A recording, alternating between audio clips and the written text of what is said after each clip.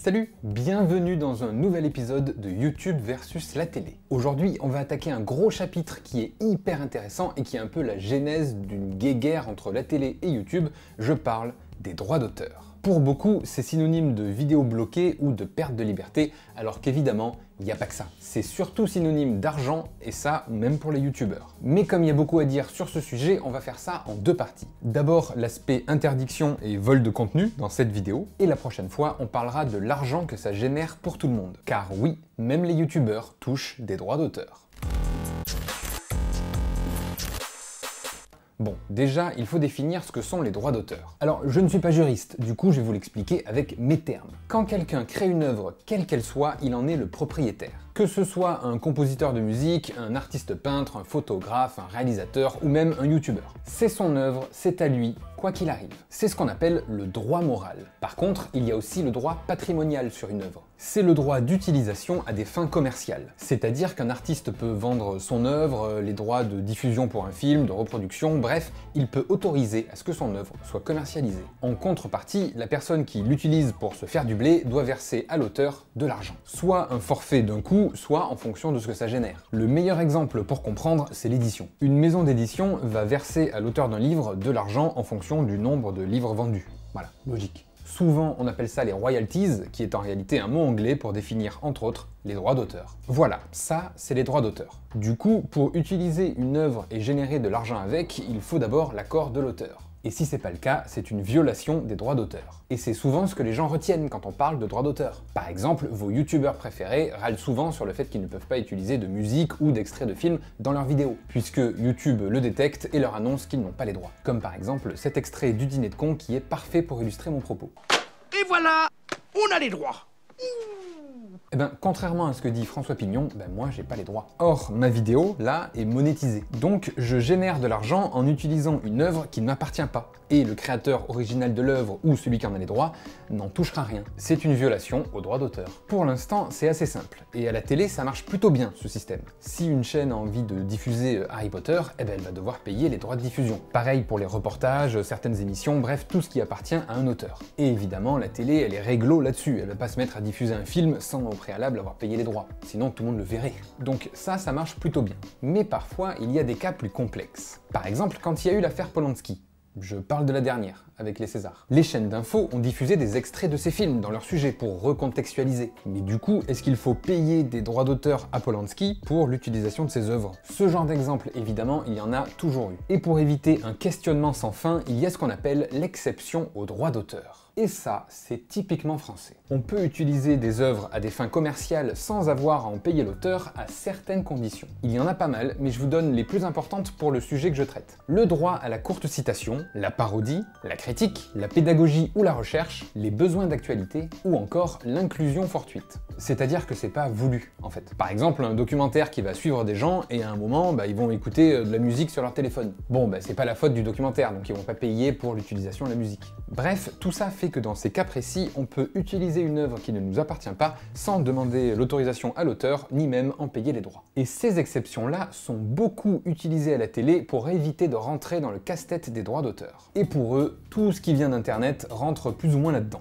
Et parfois, on peut voir la télévision utiliser des extraits de vidéos YouTube sans même en citer l'auteur. Heureusement, c'est quand même de moins en moins le cas. Et ça, je l'ai personnellement vécu des deux côtés. Quand j'étais journaliste pour le groupe TF1 il y a quelques années et qu'on devait utiliser des extraits de vidéos YouTube, que ce soit parce que les gens mettaient en ligne des vidéos sur un fait d'actualité, par exemple des images de manifs, de violences dans la rue ou n'importe quoi d'autre, les rédacteurs en chef nous disaient « T'emmerdes pas à demander si t'as le droit, mets-le et puis mets source internet, ça ira très bien ». Et parfois, on utilisait aussi des extraits de youtubeurs dont c'était le métier. Par exemple, un sujet sur la rentrée des classes, et pour donner un côté fun, on mettait à la fin un petit extrait de la vidéo des profs de Cyprien. Et là aussi, on nous disait « Pouf, t'emmerdes pas avec la source, de toute façon, ça lui fait de la pub ». Eh oui. Et techniquement, la télé a le droit d'utiliser tous ces extraits sans même en demander l'autorisation. C'est de l'exception au droit d'auteur. Bon, en réalité, légalement, il faut réellement indiquer la source précise de la vidéo. Ce qui se fait maintenant pratiquement partout, heureusement. Et j'ai aussi vécu ça personnellement de l'autre côté. Quand avec le tatou on faisait des LQC, chaque année depuis 2015, à la rentrée des classes, il y avait un sujet sur le BIC, et chaque année, ils utilisaient une de nos vidéos. D'ailleurs, il m'a fallu à peine quelques secondes de recherche sur Google, et paf! À la rentrée dernière, en 2019, c'était encore le cas.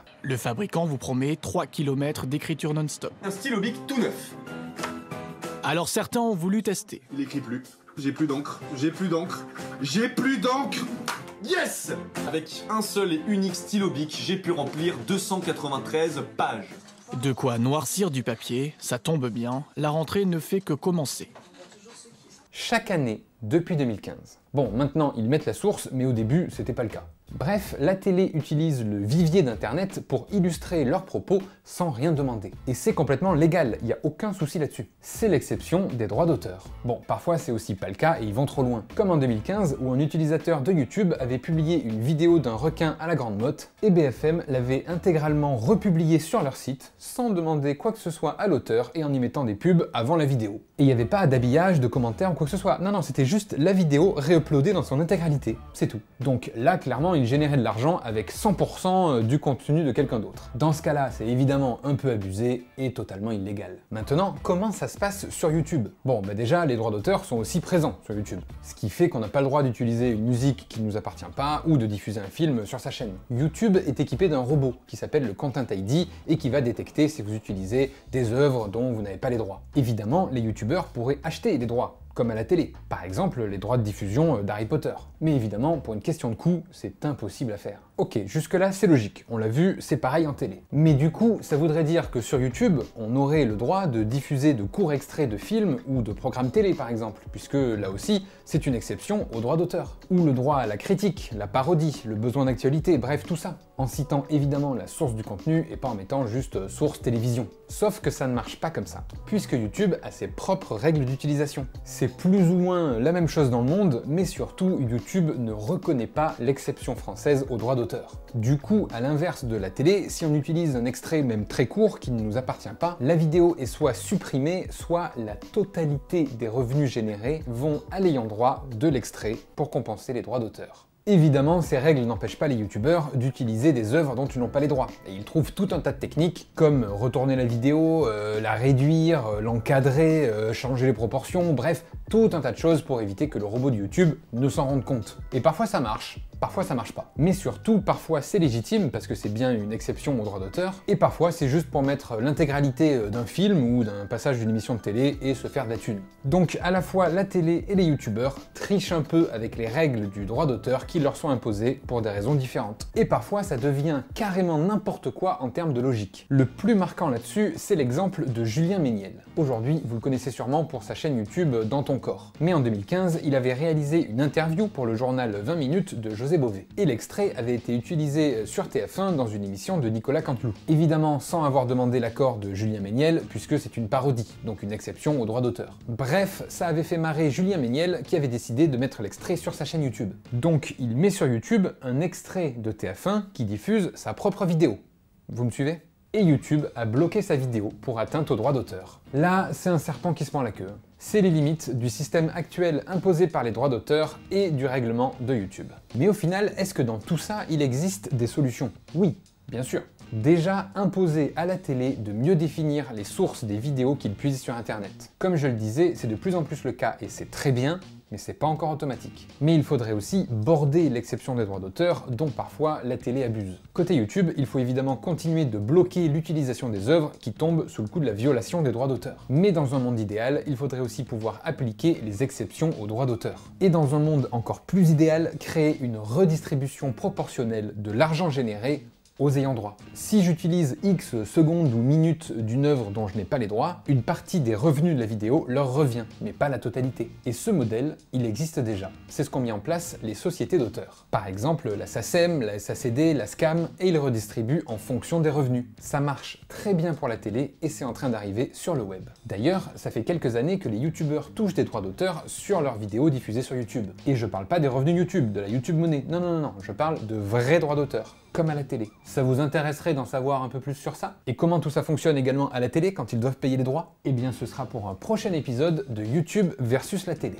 la deuxième partie sur les droits d'auteur. Et vous verrez, vous apprendrez plein de trucs. Bref, pour ne pas rater ça, vous savez ce qu'il vous reste à faire, Bah oui, abonnez-vous à cette chaîne, mettez la cloche, tout ça, vous le savez. Voilà, j'espère que la vidéo vous a plu. La semaine prochaine, dimanche 10h comme d'habitude, ce sera une nouvelle vidéo, un épisode de Une journée avec, et on découvrira le quotidien d'un pilote de ligne. Ça va être ouf, donc soyez au rendez-vous, et moi je vous dis merci d'avoir regardé cette vidéo.